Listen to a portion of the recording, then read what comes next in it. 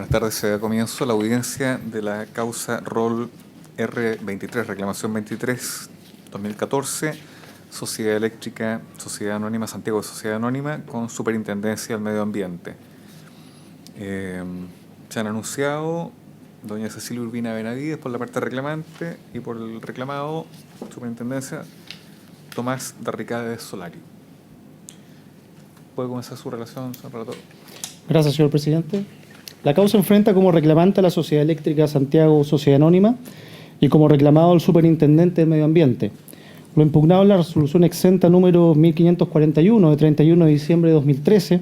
dictada por la autoridad administrativa, quien sancionó al recurrente de autos al pago una multa de 316 unidades tributarias anuales y a remitir a la autoridad toda información sobre el monitoreo de ruidos que se realicen desde la notificación de la sanción recurrida. En términos generales, el reclamante solicita a este tribunal que deje sin efecto la sanción o que se rebaje sustancialmente su monto, además de otras peticiones que se señalarán al concluir esta relación. A continuación, señor presidente, me referiré sucintamente a los antecedentes de la reclamación. La Sociedad Eléctrica de Santiago S.A. es titular del proyecto desnitrificador SCR para caldera de ciclo combinado de Central Nueva Renca, que fue calificado favorablemente mediante resolución exenta número 173 de 26 de febrero de 2010, en adelante la RCA, y que consiste en la implementación de un sistema de disminución de óxidos de nitrógenos de gases por combustión con una eficiencia del 60%, lo que permite reducir los óxidos de nitrógeno presentes en los gases producidos por la combustión en la turbina de gas de la Central Nueva Renca. Ahora bien, como consecuencia de la inspección ambiental realizada los días 22 y 23 de mayo de 2013 y en virtud de lo concluido en el informe de fiscalización de fecha 29 de agosto del mismo año, el 27 de septiembre de 2013 se formularon los siguientes cargos en relación con el manejo de emisiones acústicas, a saber, primero, la superación de los niveles de ruido de los receptores sensibles, sobrepasando los límites establecidos en el Decreto Supremo número 146 de 1997 del Ministerio Secretaría General de la Presidencia, en los meses de febrero, marzo y abril de 2013, incumpliendo con ello lo señalado en el punto 5.2.1 de la RCA. Y segundo, que presentada la superación de los niveles de ruido señalados anteriormente, no se implementaron las medidas adicionales de mitigación que correspondía realizar en los términos señalados en el punto 5.2.2 de la RCA. El 22 de octubre de 2013, el titular del proyecto presentó un programa de cumplimiento que fue aceptado por la autoridad administrativa bajo ciertas condiciones que fueron estipuladas en el numeral 16 del ordinario número 939 de 19 de noviembre de 2013.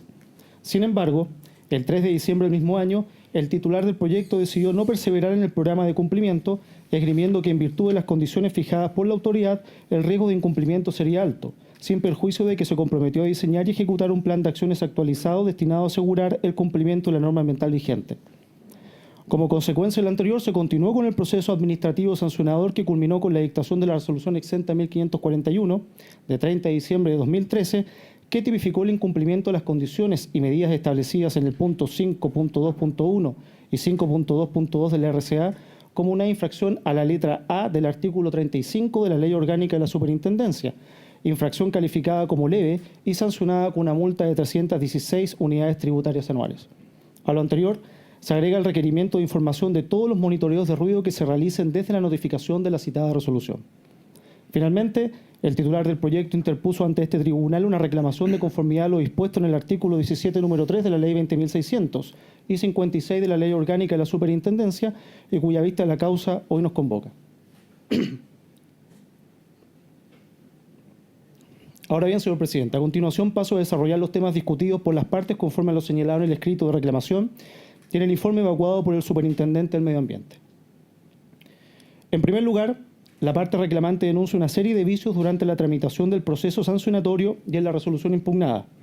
Lo anterior debido a que para tener por probado los cargos, la autoridad habría invocado la presunción legal del inciso segundo del artículo 8 de la Ley Orgánica de la Superintendencia en relación al artículo 51, inciso segundo del mismo cuerpo legal, sin que, en opinión del reclamante, se diera los presupuestos legales del citado artículo 8 para hacer procedente dicha presunción. En términos generales, señala que los hechos no han sido constatados por un ministro de fe en ejercicio de sus funciones, en el acto de fiscalización y consignados en el acta respectiva, sino que simplemente el regulador habría elevado al rango de presunción legal sus propias conclusiones, lo que es ciertamente improcedente. Lo anterior se vería agravado por cuanto el reclamante tampoco tuvo la oportunidad de controvertir la presunción legal, ya que la fiscal instructora se habría negado a admitir la prueba ofrecida por el titular del proyecto, siendo luego la falta de prueba en contrario un argumento utilizado para dar por acreditada la citada presunción. Por último, en este punto el reclamante alega que no se realizó en la resolución impugnada razonamiento alguno de los elementos que constituyen la sana crítica en relación a los hechos que dieron origen al proceso administrativo sancionador que culminó con la resolución impugnada. Por su parte, en este punto, el reclamado señala que la presunción legal que establece los artículos 8 y 51 de la Ley Orgánica de la Superintendencia se aplicaron correctamente, por cuanto los hechos fueron constatados por un fiscalizador de la Superintendencia en cumplimiento de funciones fiscalizadoras que constan en el acta de fiscalización respectiva, fueron incorporados en el informe de fiscalización y se encuentran formalizados en el expediente sancionatorio. En cuanto a la no apertura de un término probatorio, el reclamado señala que el titular no lo solicitó ni ofreció prueba de ningún tipo sobre ningún hecho concreto, limitándose únicamente a señalar genéricamente que haría uso de todos los medios de prueba que franquea la ley, lo que a juicio del reclamado no es suficiente. Por último, en cuanto a la sana crítica, señala que los principios de la lógica, las máximas de experiencia y los conocimientos científicamente afianzados no son la base del sistema de la sana crítica, sino su límite, de manera que el juzgador no está obligado a pronunciarse respecto de cada uno de ellos para tener por demostrado el hecho, sino que está obligado a no contradecirlos. En segundo lugar, el reclamante alega la absolución del cargo relativo a la falta de adopción de medidas inmediatas relacionado con el punto 5.2.2 de la resolución de calificación ambiental en virtud de los siguientes argumentos. Primero, porque conforme al artículo 81 letra G de la Ley 19.300 corresponde al CEA interpretar administrativamente las resoluciones de calificación ambiental y no a la Superintendencia, de manera tal que la interpretación realizada por esta última del concepto de medidas inmediatas contenida en el considerando 5.2.2 de la RCA sería ilegal. Segundo, porque la Superintendencia habría incurrido en un error técnico al interpretar que las medidas inmediatas se refieren a acciones puntuales e instantáneas, ya que éstas deben entenderse como aquellas referidas a iniciar en cuanto sea posible las acciones para recuperar el estado de cumplimiento, lo que requiere estudios necesarios para determinar las tecnologías concretas a implementar. Tercero, porque en opinión del reclamante existe ausencia de prueba respecto al incumplimiento del considerando 5.2.2 de la RCA, pues dicho incumplimiento se habría acreditado solo en base a un informe, lo que se suma a que la resolución impugnada carece de la motivación suficiente para determinar cómo se llegó a acreditar dicho incumplimiento. Y cuarto, porque si bien no pudo perseverar en el programa de cumplimiento, mantuvo las medidas contenidas en él en un plan de acción señalado en sus descargos, el que no tiene efectos instantáneos, pero que en opinión de la reclamante cumple con el concepto técnico de medida inmediata. Por su parte, el reclamado señala que la actividad interpretadora que realiza la Superintendencia es la inherente al ejercicio de toda potestad sancionadora, que produce efectos relativos aplicables al procedimiento particular y que en nada afecta la facultad del CEA para fijar, en general y previo informe de los organismos competentes, la interpretación que corresponde a dar una RCA como instrumento normativo complejo. En cuanto al error técnico denunciado por el reclamante, referido a que la autoridad habría entendido que medidas inmediatas era equivalente a medidas instantáneas, el reclamado señala que más que una apreciación técnica, se trata de una justificación por parte del reclamante que busca relativizar el evidente atraso en la implementación de medidas adicionales de mitigación. En cuanto a la falta de prueba para acreditar el incumplimiento al considerando 5.2.2 de la RCA, el reclamado señala que no se consideró solo un informe para dar por acreditado el cargo, sino que también lo señalado por el propio titular al enumerar las líneas de acción que estaría ejecutando para dar cumplimiento a la RCA. Por último,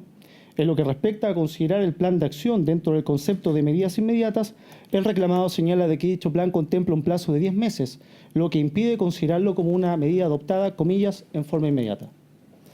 En tercer lugar, el reclamante señala que no procede la aplicación de circunstancias agravantes y que, por el contrario, concurren una serie de circunstancias atenuantes que deben ser ponderadas en su mérito, situación que, de ser reconocida, haría que la multa fuese dejada sin efecto o reducida sustancialmente. Entre los agravantes que el reclamante estima improcedentes se encuentra la de intencionalidad del infractor, la posible afectación de la salud de las personas y el historial de sanciones anteriores. Sobre esta última agravante cuestiona además que se haya compensado con la atenuante de conducta anterior positiva sin mesurar adecuadamente la naturaleza de cada una de ellas, sobre todo porque los procesos sancionatorios seguidos en contra del titular del proyecto que fundamentaron la agravante corresponden a procesos anteriores a la vigencia plena de la reforma institucional en materia ambiental. Por su parte, sobre este punto, el reclamado señala que la Superintendencia tiene un marco de discrecionalidad relativamente amplio para la apreciación de las circunstancias del artículo 40 de su ley orgánica. En este sentido, el deber de la autoridad se limita a fundamentar las razones por las que ha considerado no una circunstancia particular para la determinación de la sanción En consecuencia, las agravantes reconocidas en contra del infractor serían procedentes. En cuanto a la conducta anterior del infractor, el reclamado señala que a la superintendencia le asiste una amplia facultad para apreciar la conducta anterior del regulado, en la medida que ésta se refiere al cumplimiento o no de obligaciones ambientales. En cuarto lugar, el reclamante alega que existe una falta de fundamentación para establecer el monto de los costos retrasados como criterio de beneficio económico, por cuanto la resolución impugnada no señala cómo se determinó la suma total de estos en 318 unidades tributarias anuales y cómo, a partir de esta cifra, se estimó el beneficio económico en 82 unidades tributarias anuales, lo que transforma esta decisión en un acto arbitrario y carente de fundamento. Por su parte, sobre esta alegación, el reclamado señala que el monto fue determinado a partir de la propia información que el titular puso a disposición de la superintendencia, de la que se deduce que todos los costos en que habría incurrido en la ejecución de su plan de acción se produjeron después de verificado el incumplimiento. Por esa razón, el beneficio económico se ponderó en 82 unidades tributarias anuales. En quinto lugar, el reclamante señala que en caso de mantener la multa como sanción, esta debería ser rebajada considerablemente por ser manifiestamente desproporcionada, sobre todo si se considera que la infracción fue calificada como leve conforme al artículo 36 de la Ley Orgánica de la Superintendencia, justamente porque se trata de infracciones respecto a las cuales no se ha constatado ningún efecto adverso como consecuencia de su comisión. Sobre este punto, el reclamado argumenta que la multa se encuentra dentro del margen inferior de las penas asociadas a las infracciones leves, las que incluso pueden alcanzar un monto de 1.000 unidades tributarias anuales. Por lo demás, agrega, el monto definitivo se encuentra debidamente fundado en la resolución de término. En sexto lugar, el reclamante alega que en la resolución impugnada se habría omitido pronunciamientos sobre el plan de acción de control de ruido que actualmente ejecuta la empresa y que considera todas y cada una de las medidas propuestas en el programa de cumplimiento desistido, requiriéndose que la autoridad se pronuncie sobre las medidas que forman parte del citado plan y el plazo para su implementación, lo que resulta necesario para efecto del cumplimiento normativo. Por su parte, el reclamado señala que no existe tal omisión, por cuanto el citado plan fue considerado como una circunstancia para reducir la multa que se debía imponer, no correspondiendo, además, a la autoridad administrativa realizar ninguna otra ponderación, ya que dicho plan viene a reconocer una situación de incumplimiento que no puede entenderse como una defensa respecto a la cual la autoridad debía hacerse cargo.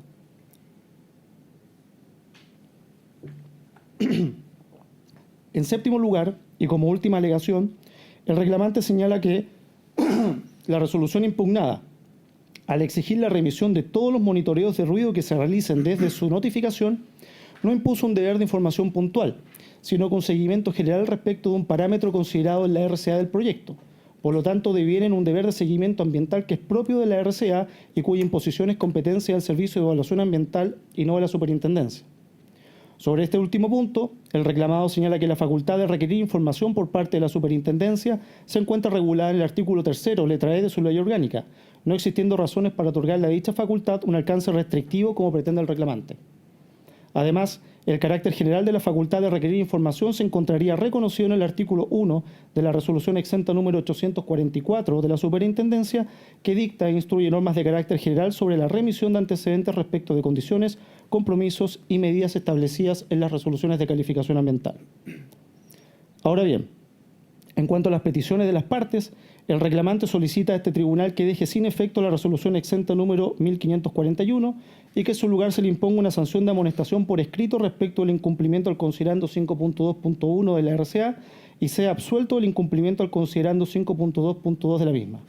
En subsidio, pide que se imponga la multa mínima que en derecho corresponda. Por último, solicita que se apruebe o se ordene aprobar su plan de acción fijando el plazo de 10 meses para su ejecución o el que este tribunal estime razonable y que se deje sin efecto la modificación a la RCA que se oculta bajo el requerimiento genérico de información contenido en el resuelvo segundo de la resolución impugnada. Por su parte, el reclamado solicita que la reclamación sea rechazada en todas sus partes con expresa condenación en costas. Por último, y con esto termino, señor presidente, señalar que la parte reclamante acompañó el 8 de abril del presente año una serie de documentos que constan en el expediente a foja 133 y siguientes,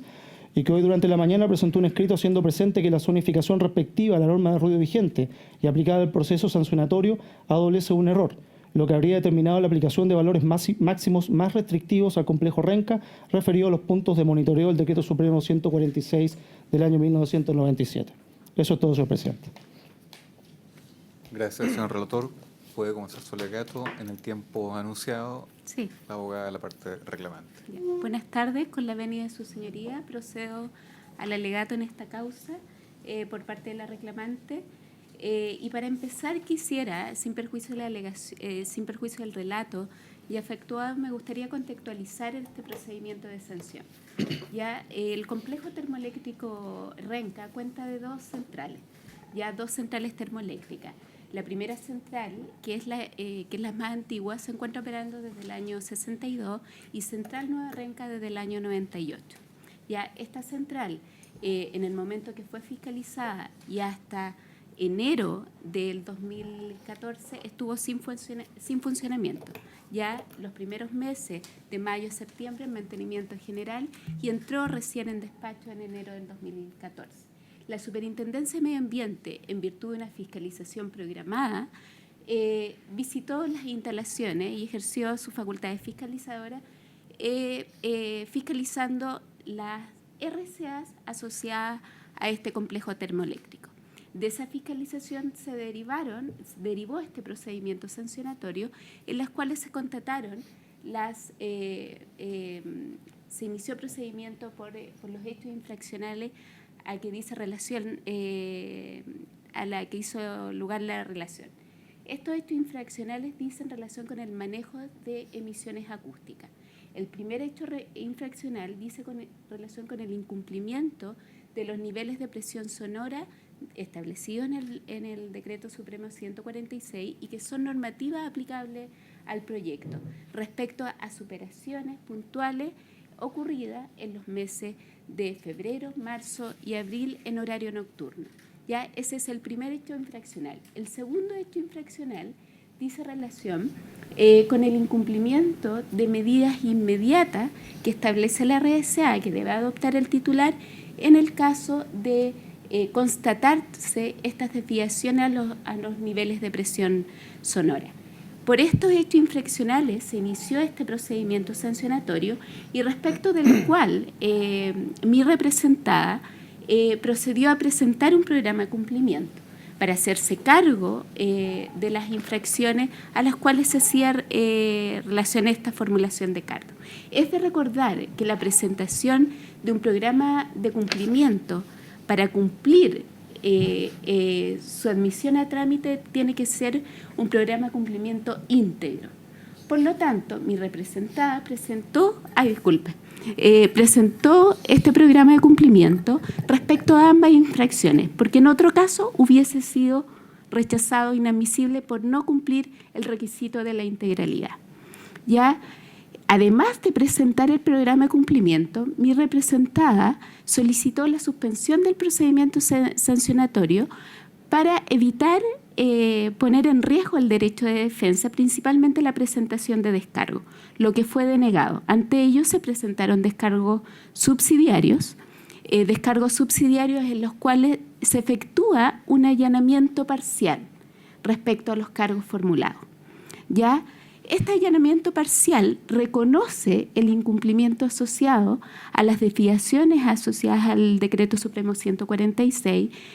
según se expone en el informe de fiscalización, y presenta defensa respecto al cumplimiento del deber de adoptar medidas inmediatas, ya alegando una serie de circunstancias atenuantes y la falta de circunstancias agravantes. ¿Ya? Ante ello, con estas dos presentaciones efectuadas, la Superintendencia aprobó el programa de cumplimiento, como se dijo, con condiciones que hacían imposible cumplir el programa de cumplimiento. Si se revisa el expediente sancionatorio, esas condiciones, la Superintendencia no se pronunció sobre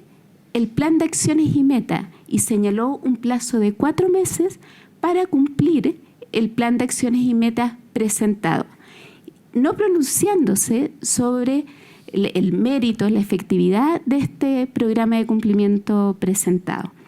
Y uno de los antecedentes presentados en el programa de cumplimiento que justificaba este plazo de 10 meses y que es el plan de acción que hoy día se encuentra vigente, estaban parados por los mejores expertos internacionales en el ámbito de manejo de emisiones acústicas. Se contrataron expertos de Inglaterra y Estados Unidos para poder proponer este programa de cumplimiento en este plazo razonable. La superintendencia nunca ha aprobado un programa de cumplimiento mayor a 6 meses. ¿Ya? Ese ha sido el criterio. Y ese fue el criterio, 3 meses sin justificación alguna. Ante ello, mi representada se vio imposibilitada de aceptar la condición pura y simple de implementar este programa de cumplimiento en 4 meses por el riesgo que implica, es sanción al doble. Y ante ello prosiguió el procedimiento sancionatorio, terminándose con una sanción pecuniaria de 316 UTA, más este requerimiento de información de remitir los informes asociados al monitoreo de ruido de la superintendencia. Ya teniendo en cuenta ese contexto, quiero pasar a resumir y alegar los principales argumentos de esta reclamación. Como bien se dijo en la relación, el principal argumento está dado por la improcedencia, a nuestro juicio, de la sanción aplicada por el cargo referido al incumplimiento del deber de implementar medidas inmediatas en el caso de superación de los valores límites.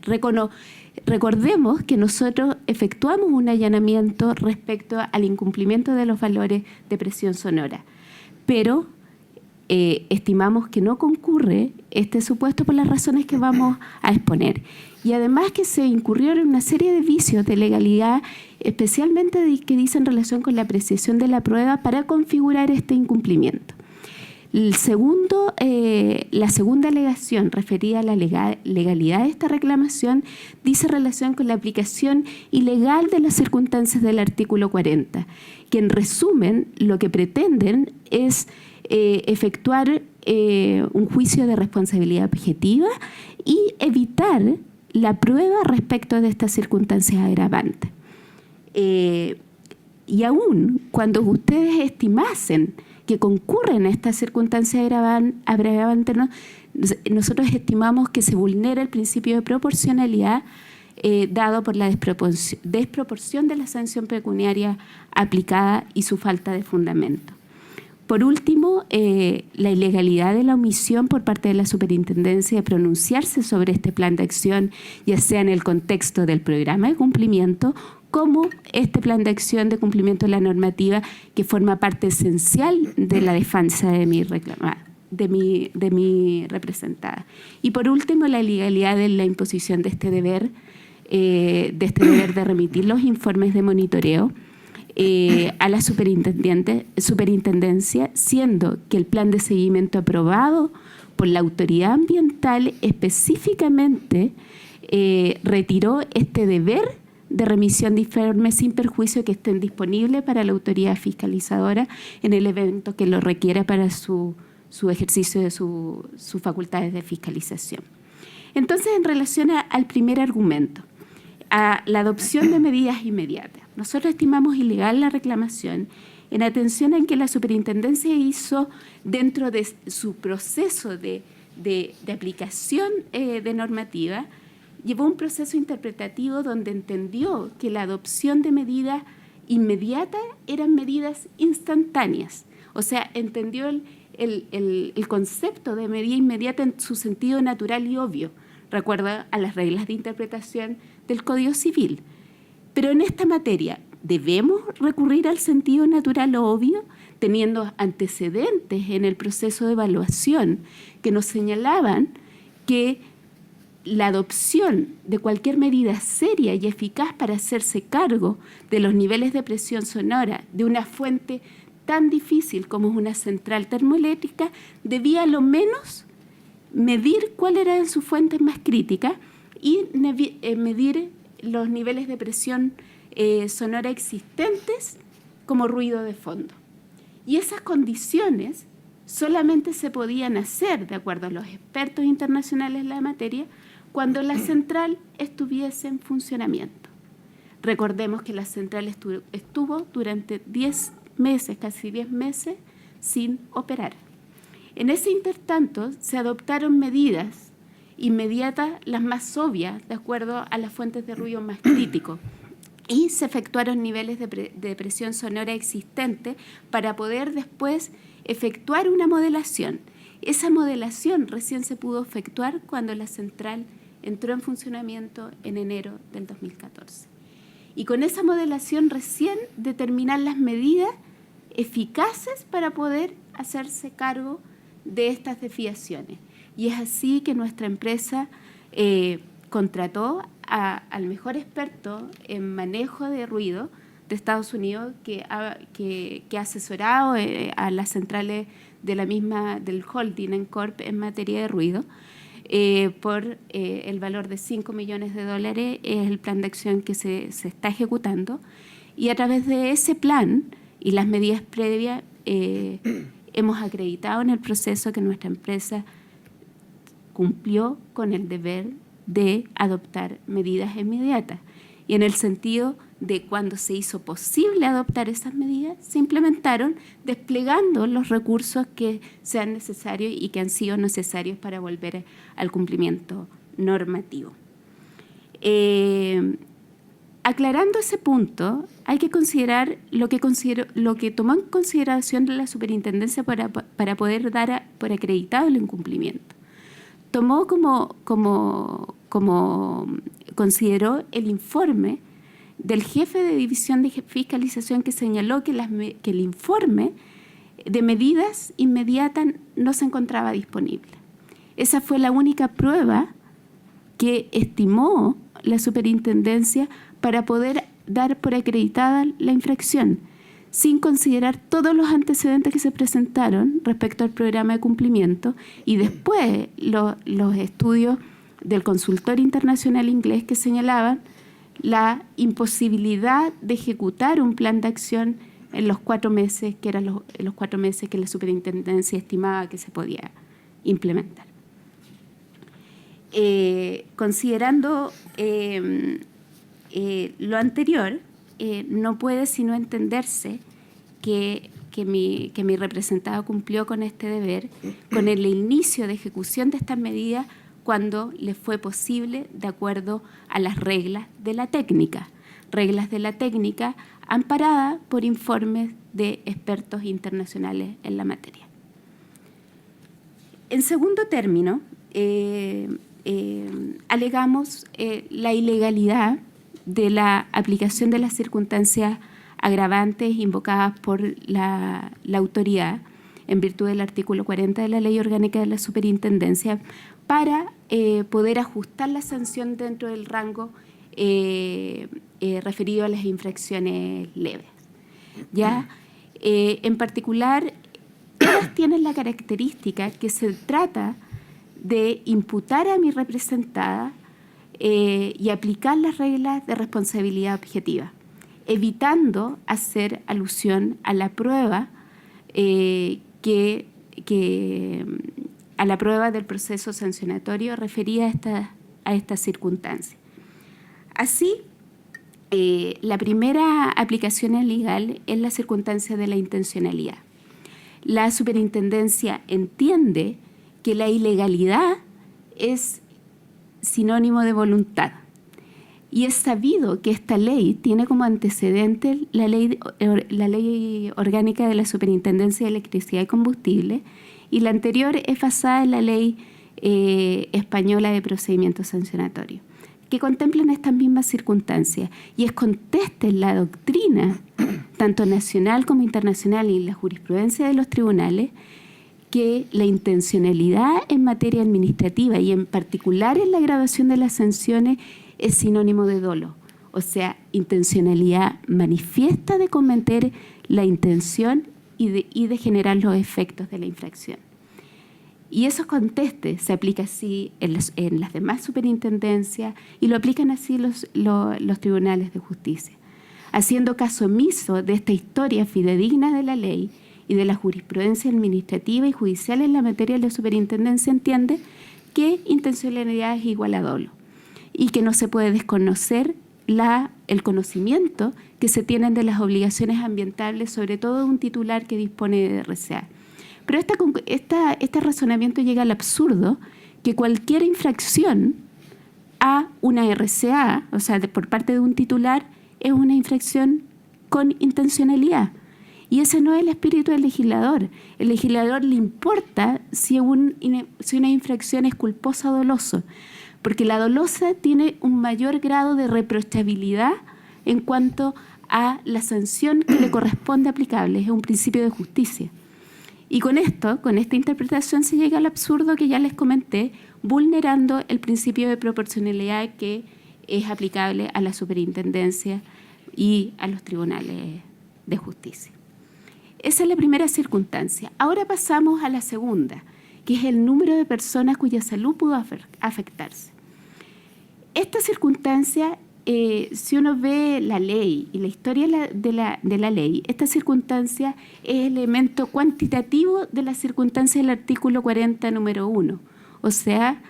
sobre la importancia del daño y el riesgo creado. O sea, cuando yo tengo un riesgo, cuando a través de mi infracción genero un riesgo en concreto, no un riesgo potencial derivado de la sola infracción de una norma que tiene un componente en la salud de la población, porque todas las normas tienen componentes ambientales que se protegen. En este caso, la norma de ruido tiene como componente la salud de la población.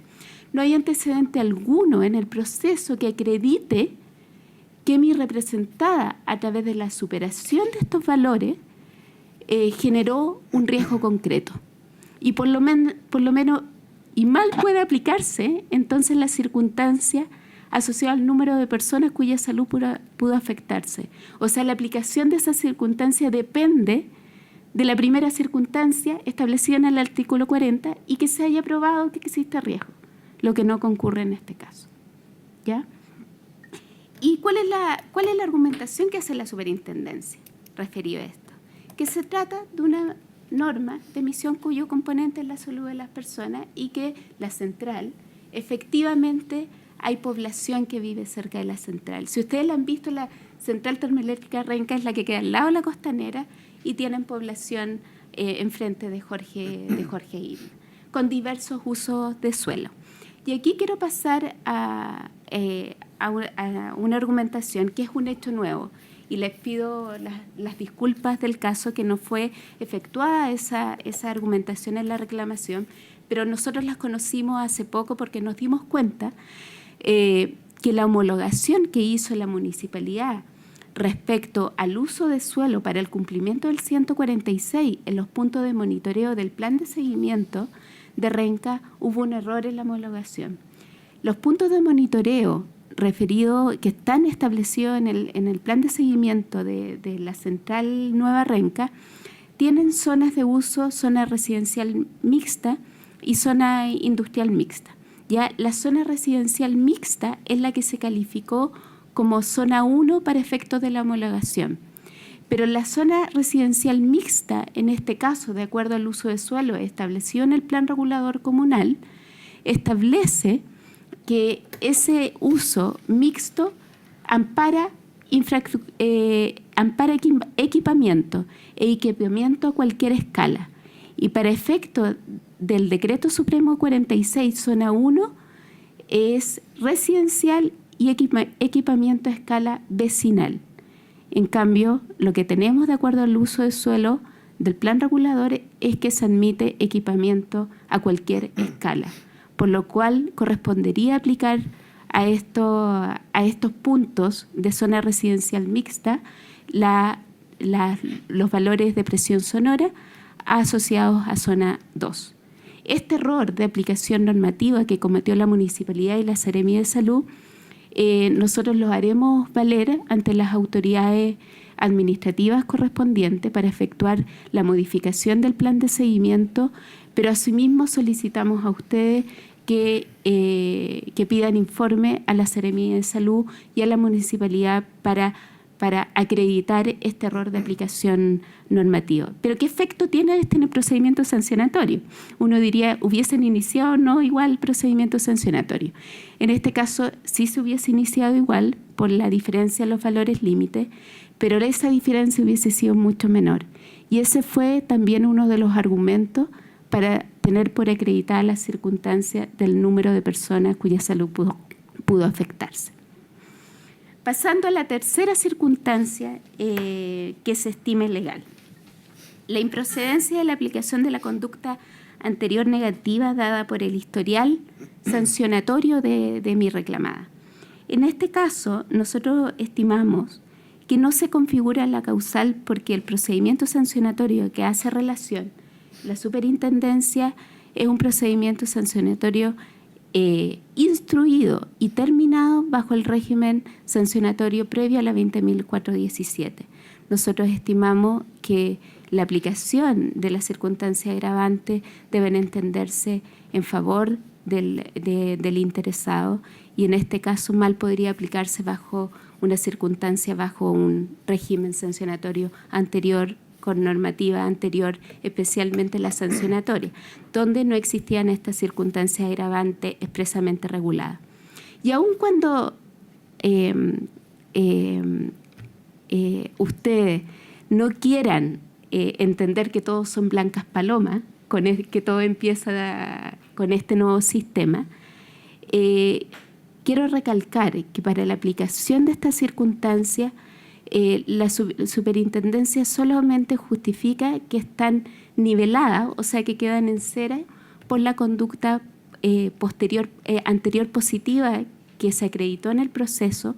respecto a todas las acciones de cumplimiento del Decreto Supremo 46. Y esto, en nuestro parecer, es ilegal porque las reglas de la sana crítica y el principio de fundamentación de los actos administrativos no solamente permiten al órgano administrador decir que se compensaron, pero ¿cómo se compensaron? ¿Cuál fue su peso específico respecto a entender que esta circunstancia de conducta anterior positiva no concurre?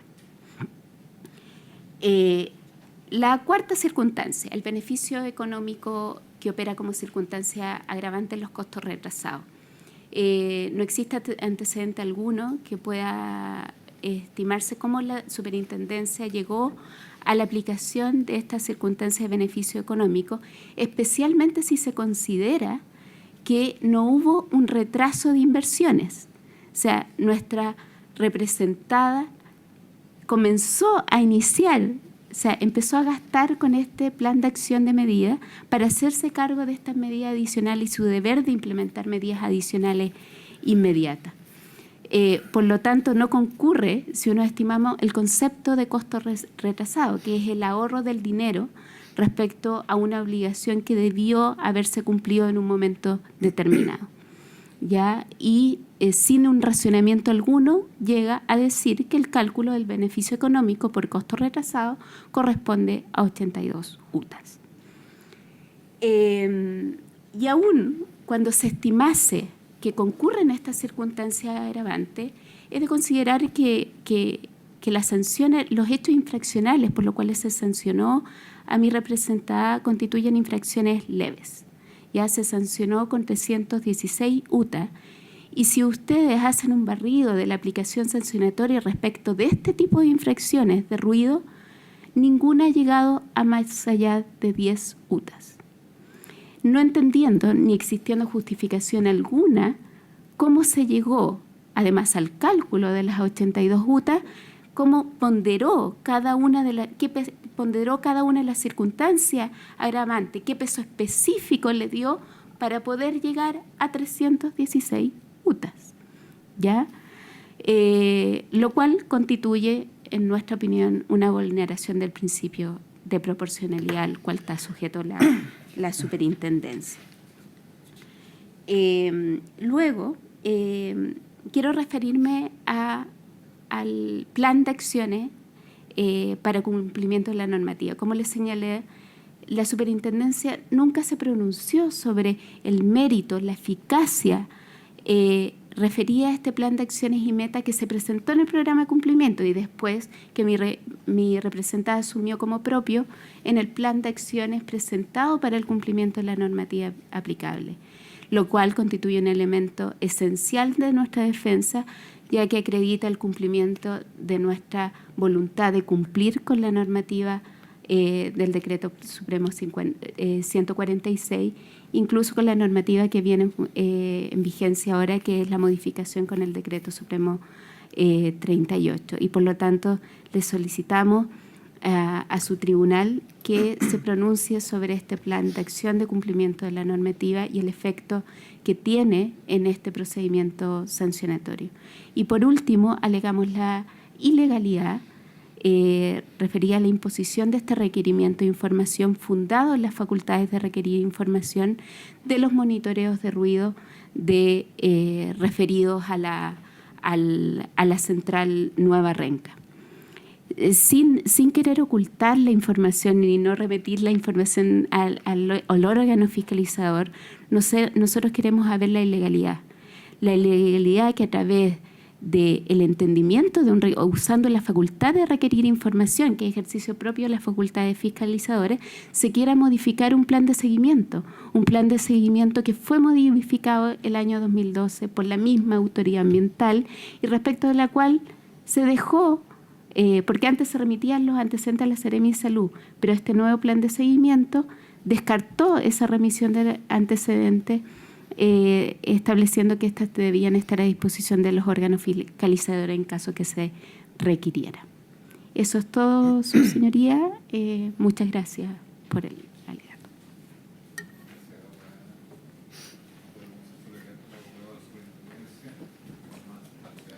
Muchas gracias, señor presidente. Con su venia, alego en representación de la Superintendencia del Medio Ambiente, solicitando que el reclamo de ilegalidad de autos sea desestimado en todas sus partes con expresa condena en costa. Me gustaría, en el tiempo que dispongo, a referirme directamente a los puntos que considero más importantes de la defensa que ha levantado la Sociedad Eléctrica Santiago en esta causa. El primer capítulo de esta defensa o del reclamo de ilegalidad presentado consiste en alegar supuestos vicios en que habría incurrido la Superintendencia al dar por acreditados los hechos. Y en particular se enumeran 3 tipos de estos vicios. El primero es que se habría aplicado una presunción improcedente. El segundo es que se habría negado el derecho del reclamante a presentar prueba durante la tramitación del procedimiento sancionatorio. Y el tercero es que habría existido una falsa aplicación de las reglas de la sana crítica. En relación al primer supuesto vicio alegado por Sociedad Eléctrica Santiago, esto es que se habría aplicado una presunción improcedente, señala la reclamante que la resolución recurrida incurre en ilegalidad a el dar por demostrados los hechos a partir de la constatación realizada por el respectivo funcionario ministro de Fe de la Superintendencia, quien hizo el examen de información de los antecedentes entregados por Sociedad Eléctrica Santiago y que fueron aportados mediante carta del titular del representante legal del titular, señor Carlos Moraga Fuentes, y señala la contraparte que al haberse tenido por demostrados los hechos a partir de este análisis de información, se ha hecho una incorrecta aplicación de los artículos 8 y 51 de la LOSMA, pues el personal de la superintendencia no tendría el carácter de ministro de fe, sino cuando actúa en cumplimientos de funciones fiscalizadoras y solo respecto de hechos que consten en la respectiva acta de fiscalización. Pues bien, al respecto es pertinente hacer una breve referencia a qué es lo que dicen los artículos que están en discusión en el presente caso. Y el artículo 8 de la LOSMA, como sabemos, señala en su inciso final, y leo con su venia, señor presidente, el personal de la superintendencia habilitado como fiscalizador tendrá el carácter de ministro de fe respecto de los hechos constitutivos de infracciones normativas que consignen en cumplimiento de sus funciones y que consten en el acta de fiscalización. Los hechos establecidos por dicho ministro de fe constituirán presunción legal. Esta norma es complementada por el artículo 51, que en su inciso segundo señala que los hechos constatados por los funcionarios a los que se reconoce la calidad de ministro de fe y que se formalizan en el expediente respectivo tendrán el valor probatorio señalado en el artículo 8, sin perjuicio a los demás medios de prueba que se aporten o generen en el procedimiento. Pues bien, el acta de fiscalización de fecha 22 de mayo de 2013, porque como bien se señaló en la relación, la actividad de fiscalización se llevó a cabo el día 22 de mayo de 2013 y 23 de mayo de 2013. En el acta de fiscalización de la actividad desarrollada el día 22 de mayo se consigna expresamente en la página 7.9, en el acápite de actividades o documentos pendientes, que el sujeto fiscalizado no ha dado entrega a los siguientes documentos, y entre ellos se enumeran los últimos 3 monitoreos de ruido a que hace alusión el considerando 5.2.2 de la RCA 173, que es la que aquí se discute. Por su parte, el acta de fiscalización de la actividad realizada el día siguiente, esto es el 23 de mayo, consigna nuevamente en la página 7.9, en la sección actividades o documentos pendientes, que la totalidad de antecedentes solicitados en las actas de inspección ambiental de los días 22 y 23 de mayo de 2013 deberán ser remitidos en formato papel y respaldo digital a la Superintendencia del Medio Ambiente en un plazo de 5 días hábiles a contar del 23 de mayo de 2013, cumpliéndose dicho plazo el día jueves 30 de mayo. Asimismo, el informe de fiscalización elaborado a partir de los antecedentes recopilados en las actividades llevadas a cabo los días 22 y 23 de mayo consigna también el acápite sobre antecedentes no entregados por el titular lo siguiente, y leo con su venia, señor ministro: al momento de la fiscalización, la encargada de la instalación, señora Maritza Bascur, no dispone de los documentos solicitados, por lo cual se le informa que dispone de 5 días hábiles para hacer llegar la documentación a la Superintendencia del Medio Ambiente, venciendo dicho plazo el día 30 de mayo de 2013. Y enseguida se consigna que, mediante carta de fecha 30 de mayo de 2013, el señor Carlos Moraga Fuentes, gerente general de Sociedad Eléctrica Santiago, presenta a la Superintendencia del Medio Ambiente los antecedentes solicitados en el punto 9 de las actas a las que ya he hecho referencia. Pues bien, fue a partir de esa información que el mismo informe pudo consignar finalmente que se produjo la superación de los límites máximos de presión sonora permitidos durante los meses de febrero, marzo y abril de 2013, tanto para el escenario de mínimo técnico como el de plena operación de la central Renca. De esta manera se observa que la presunción a que se refiere el artículo 8º y el artículo 51 se ha aplicado en el presente caso de manera absolutamente correcta y legal, en el sentido que los hechos fueron constatados por un fiscalizador de la Superintendencia del Medio Ambiente en cumplimiento de funciones fiscalizadoras, constan en el acta de fiscalización respectiva, fueron incorporados también en el informe de fiscalización y por lo tanto se encuentran formalizados en el expediente sancionatorio, que es todo lo que exigen los artículos 8º y 51. El titular, a través de su interpretación, en cambio, pretende hacer que su negligencia eventual, que consiste en no haber tenido a disposición de la autoridad al momento de la fiscalización los antecedentes que les fueron requeridos, bueno, juegue en contra de la entidad fiscalizadora, en el sentido de que los antecedentes se habrían analizado en una oportunidad distinta a la actividad de fiscalización, en circunstancias que es bastante evidente que la actividad de fiscalización considera tanto la inspección en terreno como el posterior análisis de la información. Y en este caso eso es todavía más claro si se considera que el retraso en la entrega se debió a un hecho imputable a la propia recurrente. En segundo lugar, señala Sociedad Eléctrica Santiago que se habría negado a la empresa la posibilidad de presentar pruebas y afirma el recurrente al respecto que no pudo controvertir la presunción que pesa respecto de los hechos constatados de acuerdo al artículo 8º de la LOSMA, porque la fiscal instructora del procedimiento sancionatorio se habría negado a aceptar pruebas que Sociedad Eléctrica Santiago quería poner a disposición de la Superintendencia durante la tramitación del procedimiento. Y para demostrar este punto, cita o señala que en el punto 5 del escrito de descargos se habría solicitado lo siguiente, y con su venia, señor presidente, leo la parte pertinente: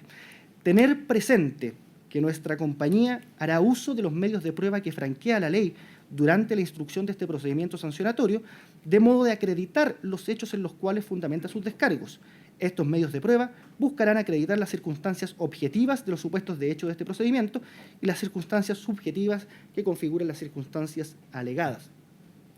Fue por esta razón que la Fiscalía Instructora del procedimiento, razonando a partir del artículo 50 de la Ley Orgánica de la Superintendencia,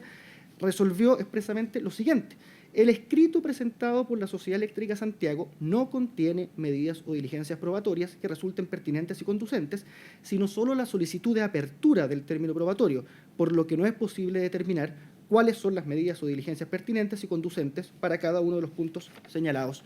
en los descargos. Como se observa en su escrito de descargos, en realidad el titular no solicitó la apertura de un término probatorio, a pesar de que la fiscal instructora estuvo dispuesta a concederle el punto, ni ofreció prueba de ningún tipo sobre ningún hecho concreto. Lo que hizo más bien fue enunciar una frase genérica, que es de estilo en este tipo de escritos, en que solicita tener presente que se hará uso de todos los medios de prueba que franquea la ley para demostrar las circunstancias objetivas y subjetivas. Por eso es que la fiscalía instructora no tuvo otra opción que observar que no había ahí ninguna diligencia o medida relacionada con ningún hecho concreto respecto de la cual fuera posible ejercer un juicio de pertinencia e idoneidad, que es lo que exige el artículo 50 para analizar la procedencia de las pruebas que se presentaron, que se pueden presentar. Pero sin perjuicio de esto, en ningún caso esta situación le pudo haber privado a Sociedad Eléctrica Santiago de presentar toda la prueba documental que hubiera querido, la que pudo poner a disposición de esta superintendencia en cualquier momento de la tramitación del procedimiento sancionatorio, sin la necesidad de apertura de un término probatorio especial. Y en relación a esto, Sociedad Eléctrica Santiago no señala en su alegato, no ha señalado en estrados y no señaló en su recurso cuáles son estas medidas pertinentes y útiles que hubiera querido llevar a cabo y que la fiscalía instructora en su momento le negó la posibilidad de rendir. Y en ausencia de esta explicación, estimamos que se trata entonces de un alegato que no tiene contenido. En tercer lugar, en relación a este capítulo del reclamo de ilegalidad, señala el recurrente que habría habido una falsa aplicación de las reglas de la sana crítica, ¿no? Y alega el recurrente al respecto que los principios de la lógica, las máximas de la experiencia y los conocimientos científicamente afianzados serían la base de las reglas de apreciación de la prueba conforme a la sana crítica. Al respecto, es necesario hacer una brevísima revisión de cuáles son los sistemas probatorios que, de acuerdo a la doctrina jurídico-procesal jurídica procesal, existen en nuestro sistema jurídico, y estos son básicamente el sistema de íntima convicción, en que el juzgador se le exige nada más que la certeza moral, sin que se le exija, en cambio, explicitar los motivos por los cuales ha llegado a alguna resolución en particular. Está el sistema de prueba legal o tasada, donde es la ley la que establece cuál es el valor que corresponde asignar a cada una de las pruebas que se presentan, y está el sistema de la sana crítica, en que el juzgador debe establecer por sí mismo el valor de las pruebas, pero sin contradecir los principios de la lógica, las máximas de la experiencia y los conocimientos científicamente afianzados. De esta manera, y contrariamente a lo que sostiene el recurrente, los principios de la lógica, las máximas de la experiencia y los conocimientos científicamente afianzados no son la base del sistema de acuerdo a la sana crítica, sino que son su límite, en el sentido de que al valorar la prueba, la superintendencia no puede vulnerar los principios de la lógica, las máximas de la experiencia y los conocimientos científicamente afianzados, pero no debe hacer una cosa así como referirse a cada uno de esos puntos para tener por demostrado un hecho, como sería, por ejemplo, decir, de acuerdo a las reglas de la lógica, 2 puntos, de acuerdo a las reglas de la máxima experiencia, 2 puntos, etc. Lo que debe hacer es no contradecir esos principios, y es carga de la reclamante en este caso demostrar que esa contradicción se ha producido. Bueno, esta caracterización de las reglas de la sana crítica se encuentra expresamente reconocida por la Corte Suprema, y cito nada más para referencia la sentencia de la excelentísima Corte Suprema en recurso de protección número de ingreso 9137-2011, donde expresamente se refrenda este criterio. Y es un criterio además que tiene una consagración expresa en nuestro derecho positivo, porque el artículo 287 del Código Procesal Penal dispone expresamente que los tribunales apreciarán la prueba con libertad, pero no podrán contradecir los principios de la lógica, las máximas de la experiencia y los conocimientos científicamente afianzados. Por lo más, en el presente caso, la prueba principal fueron los informes de los planes de monitoreo de ruido que la propia reclamante puso a disposición de esta superintendencia, por lo cual no se observa ningún desafío ni a la lógica, ni a la experiencia, ni a la ciencia al tener por demostrado los hechos infraccionales de ese modo. Pues bien, en el segundo gran capítulo del reclamo de ilegalidad de autos tiene que ver con la supuesta improcedencia del cargo relativo a la falta de adopción de medidas en forma inmediata. Al respecto, con su venia, señor presidente, quisiera leer muy brevemente qué es lo que dice el considerando 5.2.2, que es el que establece esta obligación. Y lo que dice es lo siguiente, dice, continuar realizando el plan de monitoreo de ruido establecido en el considerando 5.3 de la resolución de calificación ambiental número 007 de 30 de octubre de 1996, que aprobó el proyecto Ampliación y Cambio de Combustible de la Central Termoeléctrica Renca, teniendo presente que en el caso que en un monitoreo se detecte la superación de la norma, es su responsabilidad implementar de inmediato medidas adicionales de mitigación que permitan subsanar dicho incumplimiento, siendo esto evaluado y señalado en el mismo informe el que deberá ser enviado a la Seremia de Salud Metropolitana. Pues bien, la recurrente afirma que el cargo relativo a este considerando debe ser desestimado, pues la superintendencia no tendría facultades para interpretar la RCA 173-2010, existiría un error técnico de la superintendencia en la interpretación de este considerando, no habría pruebas de la infracción al considerando que aquí se reprocha,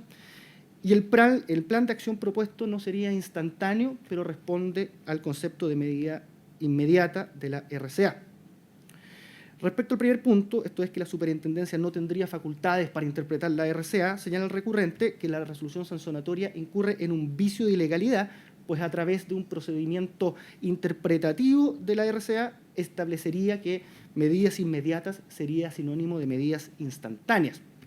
Y agrega que el artículo 81, letra G de la Ley 19.300 dispone expresamente que la interpretación administrativa de las resoluciones de calificación ambiental corresponde al Servicio de Evaluación Ambiental, de modo que la superintendencia actuaría fuera de sus competencias al establecer esa interpretación. Pues bien, sobre el particular se debe tener presente que la actividad interpretadora de la superintendencia no es más que la indispensable para hacer posible el ejercicio de sus facultades sancionadoras. En efecto, la superintendencia solo puede formular cargos e imponer sanciones si puede, de algún modo, pronunciarse sobre el sentido y alcance que cabe dar a esas obligaciones que reprocha incumplidas. De este modo es, en términos sencillos, la actividad interpretadora que es inherente a todo ejercicio de potestad sancionadora que produce efectos relativos y que en nada afecta a la atribución que tiene el Servicio de Evaluación Ambiental para interpretar previo informe de los organismos competentes, como establece en un procedimiento especial el artículo 81, letra G de la Ley 19.300, la interpretación que corresponde aplicar a las resoluciones de calificación ambiental. Este criterio, conforme al cual la Administración se encuentra facultada para interpretar las normas que aplican los procedimientos sancionatorios, ha sido expresamente reconocido por la Corte Suprema en el informe que esta superintendencia puso a disposición de este ilustre tribunal. Se enumeran varias de esas sentencias y yo aquí para referencia quisiera citar solamente tres.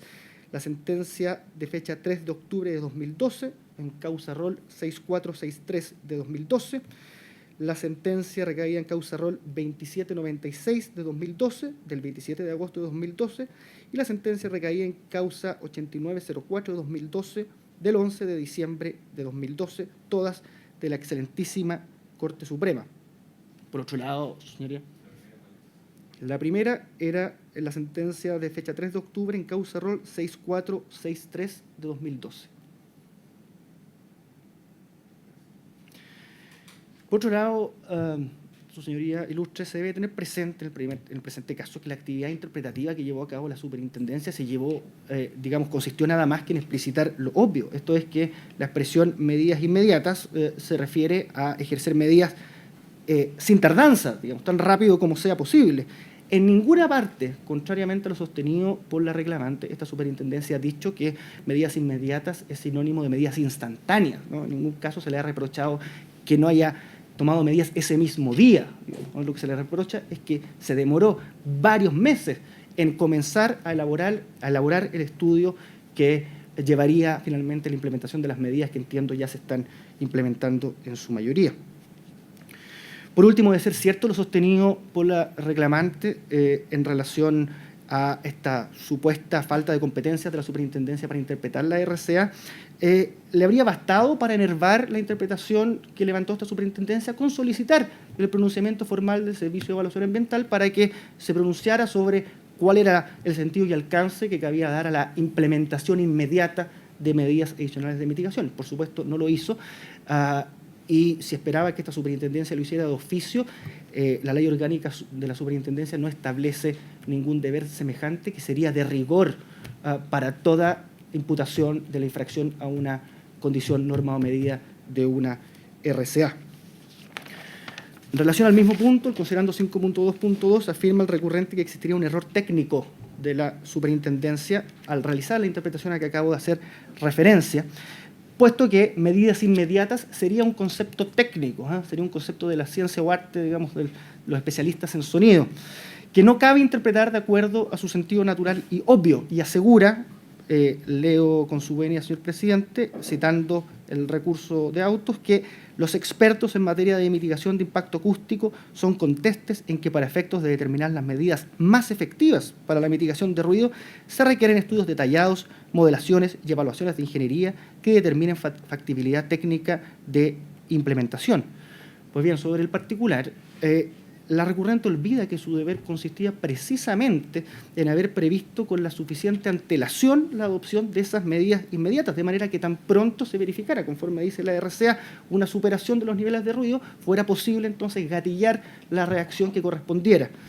sin perjuicio de otras medidas, de otros estudios que pudieran efectivamente tomar más tiempo y que fueran necesarios para, en fin, un completo cumplimiento de cada uno de los puntos que establece la RCA. Por otro lado, la caracterización técnica que propone el titular sobre el concepto de medidas inmediatas llama la atención precisamente porque carece de elementos técnicos que la justifiquen.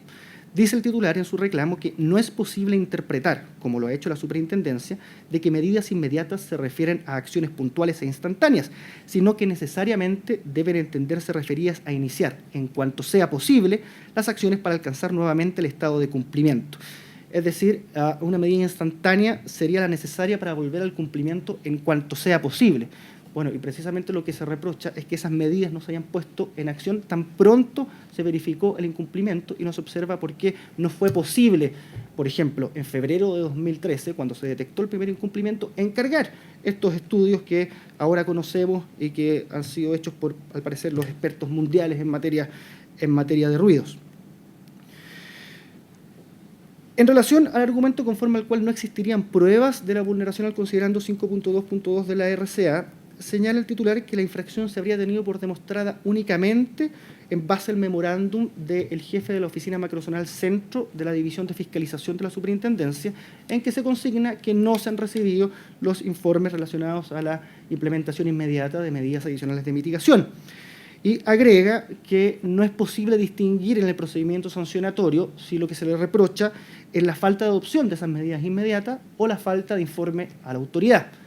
Y por último, en relación a este punto, señala que resultaría improcedente extrapolar el reconocimiento de los hechos efectuados en el programa de cumplimiento a la resolución sancionatoria.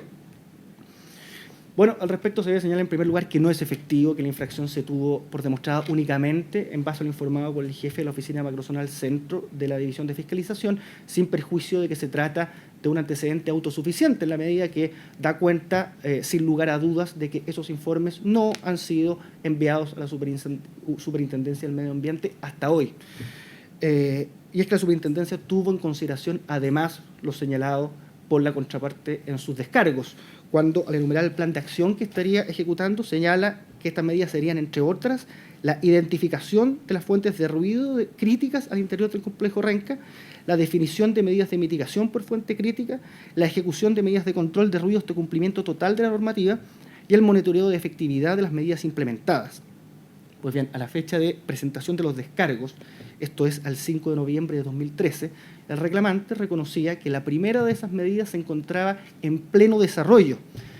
Es decir, más de 9 meses después de producido el primer incumplimiento, que como he dicho, ya de acuerdo a la RCA que leía hace algún momento, al considerando de la RCA que leía hace algún momento, debió haber gatillado la reacción de la empresa. Pues bien, más de 9 meses después de producido el primer incumplimiento detectado, la empresa aseguró estar desarrollando la identificación de las fuentes de ruido críticas al interior de la planta.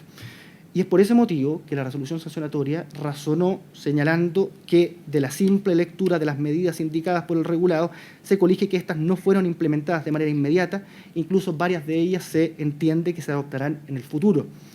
Asimismo, no se acompañaron documentos que acreditaran que estas medidas fueron adoptadas de manera inmediata a la superación de los niveles de ruido. Y también para tener por demostrado ese cargo se tomó en cuenta lo señalado por el titular en el programa de cumplimientos, cuestión a la que referencia brevemente en un momento. En relación al argumento sobre la supuesta imposibilidad de conocer qué parte del considerando 5.2.2 es el que se reprocharía incumplido, basta con señalar que la formulación de cargos imputó precisamente el incumplimiento de las condiciones, normas y medidas establecidas principalmente en los considerandos 5.2.1 y 5.2.2 de la RCA 173 de 2010. Y enseguida, después de haber hecho esa imputación, la formulación de cargos elabora, digamos, un cuadro donde se muestra cuáles son las partes de esa RCA que se consideran infringidas. y precisamente se contemplan tanto la superación de los niveles de ruido, considerando 5.2.1, como la falta de adopción de medidas inmediatas y la falta de informe a la autoridad. Y ambas son obligaciones inseparables, en el sentido de que el propósito de informar a la autoridad consiste en constatar precisamente si esas medidas adicionales de mitigación se han implementado o no. De otro modo, es la propia empresa la que se fiscalizaría a sí misma. Bueno, por último, en este capítulo, en relación a la supuesta improcedencia de extrapolar el reconocimiento de los hechos efectuados en el programa de cumplimiento, basta señalar que la Ley Orgánica de la Superintendencia del Medio Ambiente es clara en el sentido de que solo la aceptación de un programa de cumplimiento produce el efecto de suspender el procedimiento sancionatorio, impidiendo que su contenido sea utilizado posteriormente para la imposición de una sanción, efecto que no se extiende ni al rechazo ni al desistimiento voluntario, que es lo que ocurrió en este caso. Dicho de otro modo, es el infractor el que asume el riesgo de aceptación de su programa de cumplimiento y a él le compete presentar un programa de cumplimiento que cumpla con todos los requisitos necesarios para ser aprobado, para lo cual cuenta con toda la asistencia que la Superintendencia del Medio Ambiente brinda a los regulados en esta materia. Solo la presentación de un programa de cumplimiento satisfactorio le permite a un regulado beneficiarse con la suspensión y con la imposibilidad de tomar en cuenta sus antecedentes para imponer una sanción. Cuando no es así, es decir, el rechazo o cuando no se presenta un programa, o cuando se desiste de la presentación de un programa de cumplimiento, este pasa a ser un antecedente formalizado en el expediente sancionatorio y por lo tanto puede ser perfectamente utilizado, a veces en beneficio y a veces en perjuicio de quien lo presenta. Bueno, con respecto a esto de que el plan de acción propuesto en los descargos no es instantáneo, pero responde al concepto de medida inmediata, el regulado en su recurso considera que el plazo para la ejecución de este plan es de 10 meses, lo que daría como término el mes de septiembre de 2014. Bueno, y en relación a eso es que esta superintendencia no observa bajo qué regla de interpretación se podría entender que un plan de acción que concluye 1 año y medio después de detectado el primer incumplimiento sea una medida inmediata de mitigación. Porque nuevamente estas medidas inmediatas, que son urgentes, digamos, son sin perjuicio de otras medidas, de otros estudios, de otras modelaciones que puedan requerir más tiempo. Bien, para terminar, señor presidente, quisiera hacerme cargo brevemente de la supuesta improcedencia de imponer un deber de seguimiento ambiental. Como hemos escuchado, alega el recurrente que la resolución sancionatoria, en su resuelvo segundo, ha establecido un deber de seguimiento ambiental que sería propio de una resolución de calificación ambiental al requerirle la información sobre todos los monitoreos de ruido que se realicen desde la notificación de dicha resolución, conforme lo establecido en el considerando 5.2.2 de la RCA 173. Pues bien, el requerimiento de información que se solicita no hace sino explicitar el alcance que ya estaba contenido en el considerando 5.2.2 de la resolución de calificación ambiental 173, en el sentido de que los antecedentes que ese considerando señala siempre tuvieron que haber sido puestos a disposición de esta superintendencia. Este punto fue desarrollado con bastante detalle en el informe y en la resolución sancionatoria, de manera que no quisiera extenderme demasiado ahí, pero sí me gustaría señalar brevemente que, de acuerdo al artículo 3º, letra E de la LOSMA, es facultad de esta superintendencia requerir de los sujetos sometidos a su fiscalización y de los organismos sectoriales que cumplan labores de fiscalización ambiental las informaciones y datos que sean necesarios para el debido cumplimiento de sus funciones, de conformidad a lo señalado en la presente ley, sin que existan razones para otorgarle el alcance restrictivo que Sociedad Eléctrica Santiago quiere darle a ese artículo, en el sentido de que se referiría solamente a informaciones puntuales. A mayor abundamiento, la resolución exenta número 844 de 14 de diciembre de 2012 de la Superintendencia del Medio Ambiente, que dicta e instruye normas de carácter general sobre la remisión de los antecedentes respecto de las condiciones, compromisos y medidas establecidas en las resoluciones de calificación ambiental, establece en su artículo primero lo siguiente. En virtud de lo dispuesto, y leo con su venia, señor presidente, en virtud de lo dispuesto en el inciso primero del artículo segundo de la Ley Orgánica de la Superintendencia del Medio Ambiente, los destinatarios de la presente instrucción deberán remitir a la Superintendencia del Medio Ambiente la información respecto de las condiciones, compromisos o medidas que, ya sea por medio de monitoreos, mediciones, reportes, análisis, informes de emisiones, estudios, cumplimientos de metas o plazos, y en general cualquier otra información destinada al seguimiento ambiental del proyecto o actividad según las obligaciones establecidas en su resolución de calificación ambiental. Es decir, la resolución exenta número 844 viene a dar aplicación general al criterio que ya estaba contenido en el considerando 5.2.2, explicitando que a partir de la fecha ahí señalada es la Superintendencia del Medio Ambiente el organismo competente para recibir esa información, puesto que desde que entraron en función sus plenas facultades, este es el único organismo competente para ejecutar, organizar y coordinar el seguimiento y fiscalización, además de sancionar los instrumentos de gestión ambiental de su competencia. Por último, señala el recurrente que el requerimiento de información aludido es una vía impropia para dejar sin efecto lo establecido por el Servicio de Evaluación Ambiental en la Carta de Pertinencia número 1684 de 9 de agosto de 2012 y por la cual se entendía que no constituía un cambio de consideración al considerando 5.2.2 que la entrega de informes de monitoreo ya no se realizaría a la autoridad sanitaria, sino que dichos informes se mantienen en el complejo para efectos de su revisión por la autoridad en caso de fiscalización. Pues bien, al respecto, el primer comentario es que ya desde el dictamen 80.276 de fecha 26 de diciembre de 2012 de la Contraloría General de la República se ha establecido el criterio conforme al cual estas cartas de pertinencia son una vía inidónea para modificar una resolución de calificación ambiental. Pero sin perjuicio de eso, lo interesante de lo señalado por la recurrente en este caso es que la recurrente no fue ni siquiera capaz de dar cumplimiento a su propia interpretación de la RCA, puesto que los informes en cuestión no estaban a disposición de los fiscalizadores en la planta al momento de realizarse la inspección, sino que tuvieron que ser remitidos con mucha posterioridad. Pues bien, muy bien, entonces hasta ahí dejo mi alegato, sin perjuicio de que en el informe respectivo se hace un análisis detallado de las circunstancias del artículo 40 y me remito a él en ese punto. Muchas gracias, señor presidente.